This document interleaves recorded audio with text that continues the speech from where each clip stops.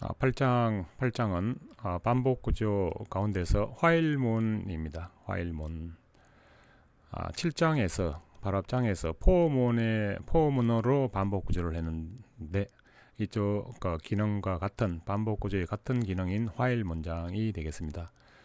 그래서 학습 목표는 화일문이 구조가 어떻게 되는가, 그리고 1부터 10까지 합으로 화일문을 이렇게 해서 나머지 어떤 그러한 내용으로 화일문에 대한 속달이 되겠습니다. 범위의 개수, 그리고 2의 거듭 제곱, 거듭 제곱이라고 하는 것보다는 우리가 2의 3승 이렇게 하는 것이 좀 더 친숙하겠죠.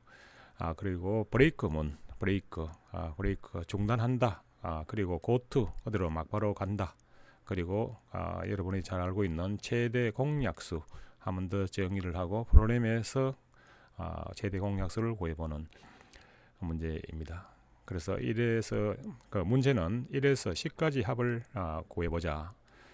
답은 55입니다. 그런데 화일 문장은 화일문도 있고 두 화일문도 있고 두 가지 종류가 있습니다. 그래서 이쪽에 있는 이 내용은 화일 문장에 해당되는 그러한 내용입니다.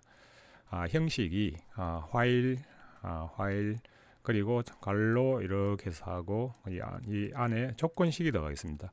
그리고 이 조건식이 맞으면은 아래 있는 실행문을 이렇게 실행됩니다. 이 실행문은 여러 문장이 될 수 있겠습니다. 그런데 두 화일문은 두가 제일 먼저 이렇게 해서 나옵니다. 그리고 조건식은 제일 마지막에 화일 그리고 조건식 그리고 세미콜론 이러한 형식입니다.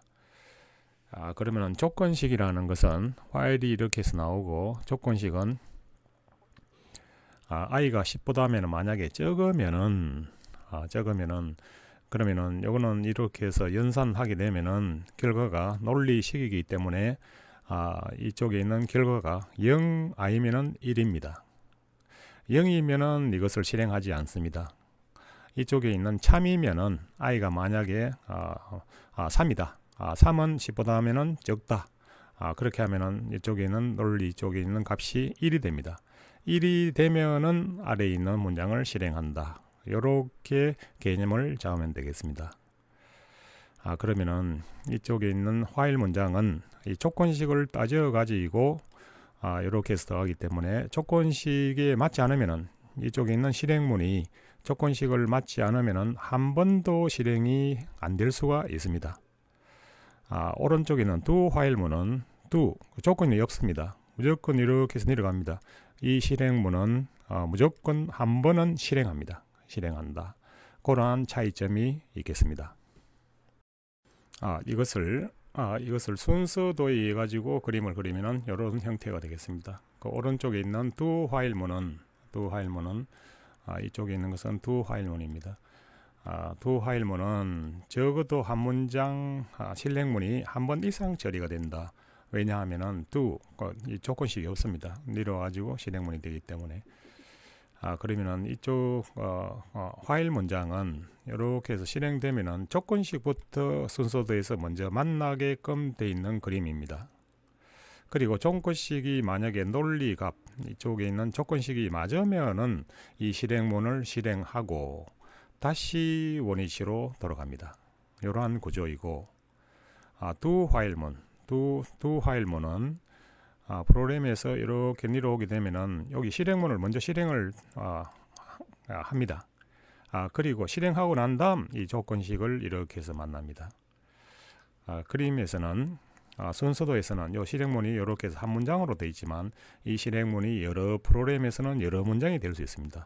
또한 여기서도 마찬가지로 실행문이 여러 문장이 이렇게 될 수 있습니다. 그렇지만 그림의 형태, 이 형태를 이렇게 해서 잘 기억을 해야 되겠습니다. 그래서 오른쪽 있는 이 두 화일문은 하여튼 실행문이 먼저 나온다. 그러면은 두 화일. 조건식부터 먼저 나오고 이렇게 움직인다. 그러면은 이것은 화일 문장. 이렇게 개념을 정하면은 정확한 내용이 되겠습니다.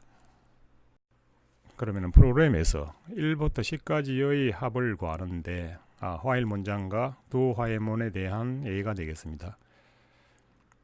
판단문이 순서대에 보면은 판단문이 두 개 있습니다. 두 개. 위의 판단문은 화일 문장이 되고 아래의 판단문은 두 화일문이 됩니다.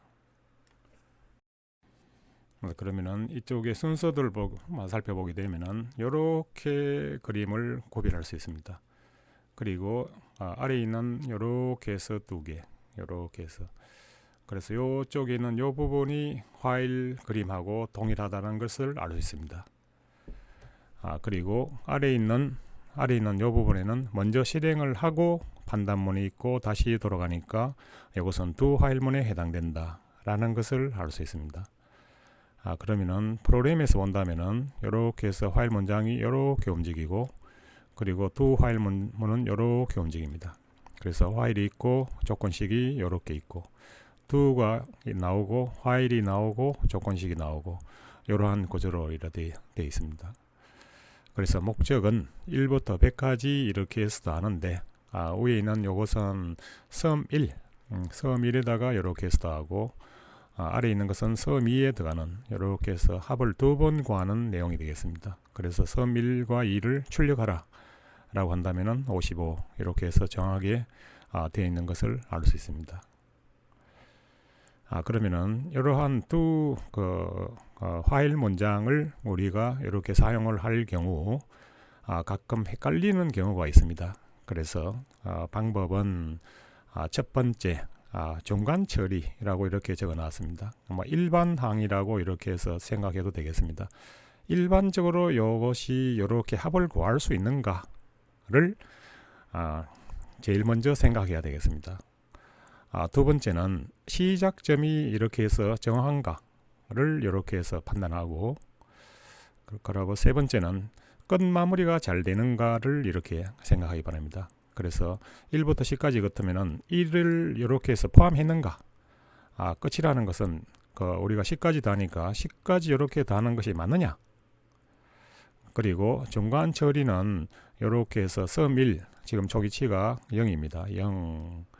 0인데 i가 지금 현재 1입니다. 1이다. 그러면 여기 i가 변합니다. 그럼 여기 합이 있으면은 거기다가 i 플러스 1, 1씩 이렇게 증가됩니다. 그러면 1 같으면은 1 더하고, 다시 가가지고 2 더하고, 다시 가가지고 3 더하고, 이렇게 해서 이것이 일반적으로 이렇게 하면은 여기에 돌아가겠다 라는 것이 중간 처리에 해당된다고 이렇게 판단하면 되겠습니다.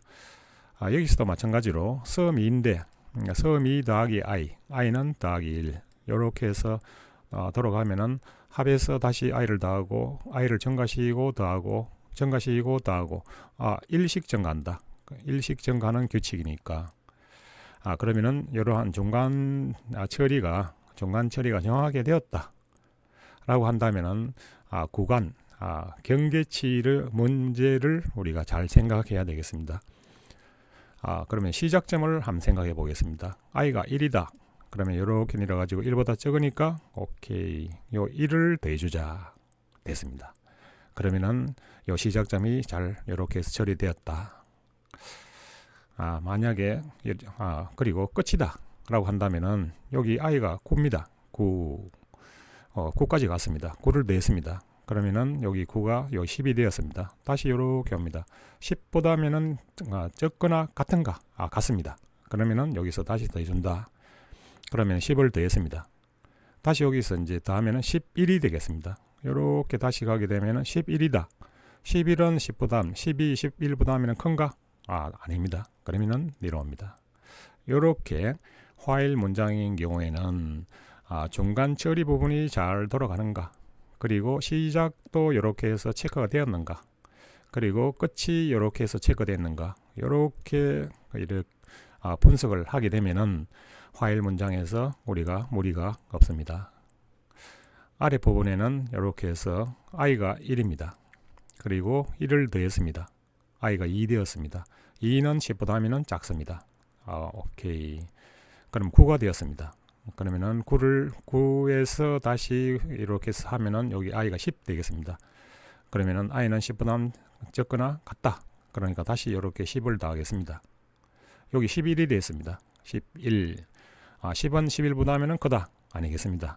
이렇게 해서 끝냅니다. 그래서 화일 문장은 이렇게 살 때 이 세 가지 경우를 항상 이렇게 해서 생각하면은 정확한 이해가 될 수가 있습니다. 이것을 화일 문장으로 이렇게 해서 기술하면은 i는 1 이렇게 해서 되고, 화일 문장 이렇게 해서 화일 i가 10보다 조건식, 그리고 이 중간에 있는 내용 sum, 그리고 이렇게 끝내면은 이것이 화일 구조가 되겠습니다. 이것은 do는 이렇게 해서 움직일 때 여기 시작점이 여기 do가 되겠습니다. do, 이것이 do가 되겠습니다. 그래서 sum 1 더하고 i 플러스 1 하고, 마지막에 while, do while은 오른쪽에 while, 그리고 괄호 이렇게 해가지고 i가 10보다 적은가 이렇게 해서 넘어가는 그러한 구조가 되었습니다.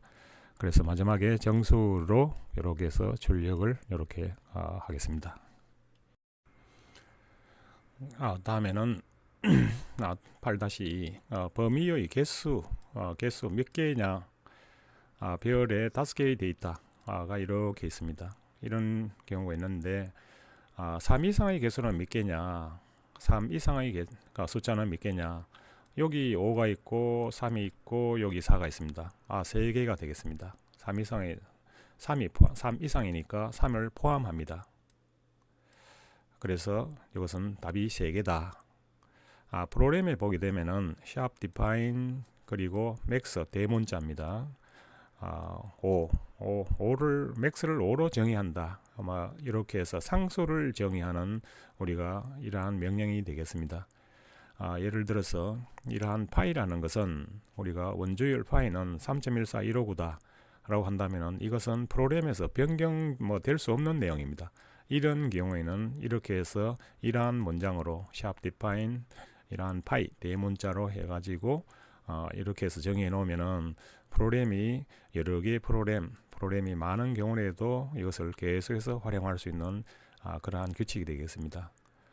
그래서 순서도에서 우리가 두 번째 판단문, 우리가 순서도에 보면은 판단문이 2개가 있습니다. 이 2개가 두 화일문이 되는 그러한 내용입니다.